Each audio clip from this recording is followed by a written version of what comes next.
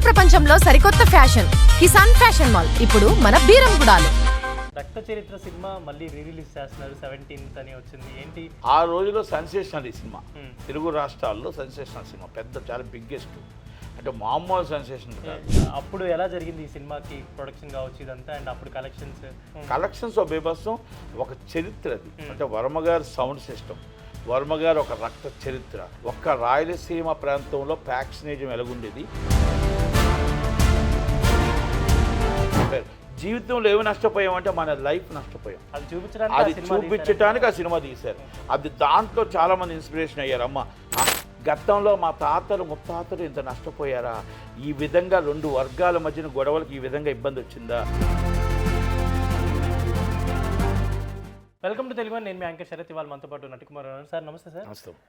రక్త చరిత్ర సినిమా మళ్ళీ రిలీజ్ చేస్తున్నారు 17th అని వచ్చింది. ఏంటి అప్పుడు ఎలా జరిగింది ఈ సినిమాకి ప్రొడక్షన్ కావచ్చు ఇదంతా, అండ్ అప్పుడు కలెక్షన్స్, అప్పుడు ఒక మంచి సెన్సేషన్ అనుకుంటా ఇది. అంటే ఒక పొలిటికల్ స్టోరీ, అండ్ అంతేకాకుండా చాలా ఒక సస్పీషియస్ స్టోరీ అనుకుంటా కదా, రియల్ స్టోరీ. అంటే వర్మ గారికి ఒక ఆలోచన వచ్చింది. అప్పుడు ఫస్ట్ నేను అడవి సినిమా తీశాను. ఓకే, అడవి నితిన్ గారితో సినిమా అడవి చేస్తే, ఆ అడవి సినిమా అయిపోయింది. అడవి రిలీజ్ అయిపోయిన తర్వాత వర్మ గారు ఒక ప్లానింగ్ చేశారు. ఏదో ఈ సినిమా చేద్దామని అనుకున్నారు, ఆ సబ్జెక్ట్ అనుకున్నారు. రవిగా మన సునీతక్కని, అలాగే మొత్తం మధ్య సూర్య గారిని అందరినీ కలిశారు. మొత్తం అందరినీ, ఆల్ ఫ్యామిలీ అందరి ఫ్యామిలీని కలిసి ఒక రియల్ స్టోరీ చేద్దామని ఒక ప్లాన్తో ఆయన అనుకున్నారు. అప్పుడు ప్లానింగ్ అంతా కూడా మనం ఆయన ప్లానింగ్ వర్మ గారు ప్లాన్ చేశారు, మనం కూడా ఆ ప్లానింగ్తో పాటు ఉన్నాం. కానీ సినిమా మాత్రం సి కళ్యాణ్ గారు కొన్నారు. ఓకే, తెలుగు రైట్స్ శ్రీ కళ్యాణ్, మధు మంత్రన్ గారు ప్రొడ్యూసరు, సి కళ్యాణ్ గారు సినిమా కొన్నారు.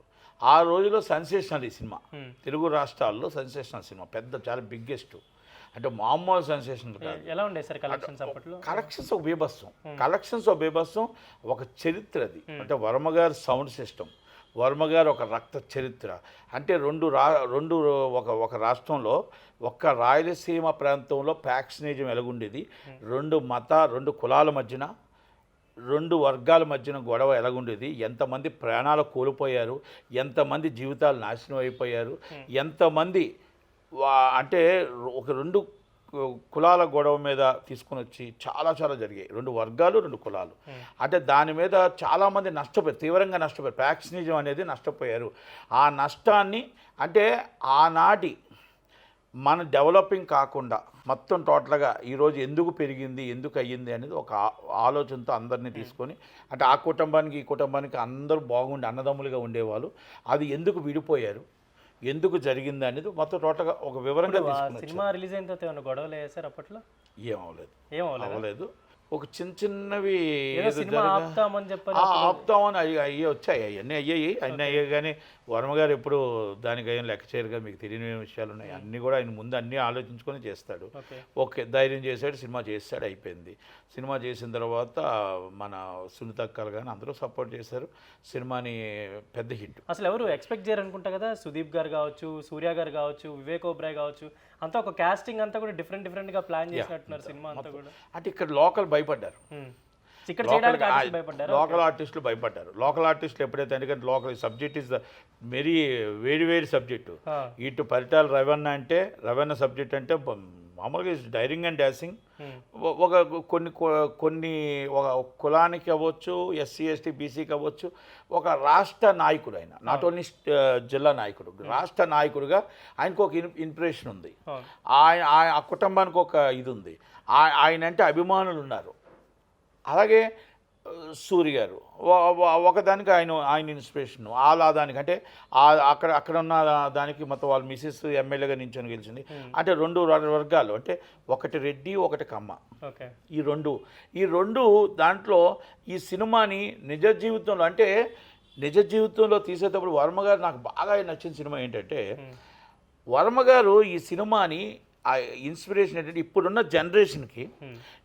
జనరేషన్ ఈజ్ సాఫ్ట్వేర్ ఎంప్లాయీస్, రోడ్లు ఈజ్ డెవలప్, ఏరియా డెవలప్, పరిశ్రమలు వస్తున్నాయి, ఇవన్నిట్లో హ్యాపీగా ఉందా, గతంలో మనం ప్రాణాలు పోగొట్టుకొని రక్తం చిందించి రక్త చరిత్ర ప్రతి ఇంట్లో ప్రాణం పోగొట్టుకొని ప్రతి ఇంట్లో రక్తం చిందిస్తూ ప్రతి ఇంట్లో ఒక వర్గానికి కొంతమందికి ప్రాణాలు నష్టపోయారు, ఒక వర్గంలో కొంతమంది నష్టపోయారు.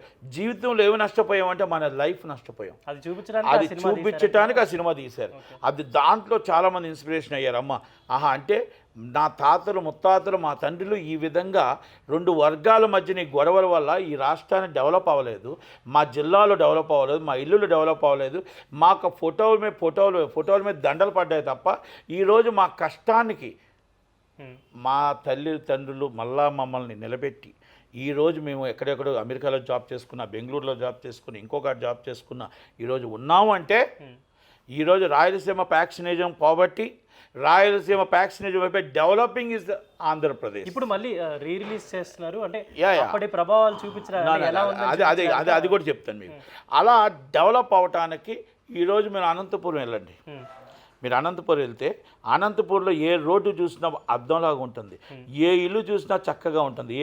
మీరు గతంలో చూడండి, మీరు వీడియోస్ 25 సంవత్సరాల క్రితం వీడియో చూడండి, ఇప్పుడు వీడియోలు చూడండి, ఒక ఇల్లు మొక్క ఇరిగిపోయి ఉంటుంది.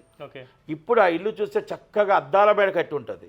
అంటే ఇది డెవలప్ అయ్యింది. అంటే ఏరియా మనం ఎప్పుడు అంటారంటే మనం చదువుకుంటే డెవలప్ అవుద్ది, సంపాదించుకుంటే డెవలప్ అవుద్ది, రోడ్లు డెవలప్ చేసుకుంటే డెవలప్ అవుద్ది.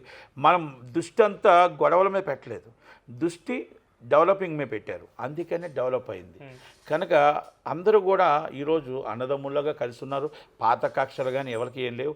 ఎవరైనా డెవలప్ అవ్వాలి, ఎవరైనా బాగుండాలి. పట్టాల శ్రీరామ్ గారు కానీ, సునీతక్క కానీ, ఇప్పుడు వాళ్ళు కానీ, జేసీ దివాకర్ రెడ్డి గారు కానీ, లేకపోతే ఇంకొకరు కానీ, లేకపోతే మధ్యలో చెరువు తాలూకు కానీ, వీళ్ళంతా కూడా రాజకీయ వైరం ఉంటుంది. రాజకీయంగా ఇద్దరికి ఇష్యూస్ బేస్డ్ ఉంటాయి తప్ప ఇప్పుడు వ్యక్తిగత కక్షలు లేవు. ఇక్కడ ఎక్కడా లేవు, రాయలసీమలోనే కాదు ఆంధ్రప్రదేశ్లో లేవు, వ్యక్తిగత కక్షలు లేవు. వన్ రెండోది, ఇప్పుడు ఈ సినిమా తీయడానికి ఎందుకు వేయడానికి అని అడుగుతున్నారా?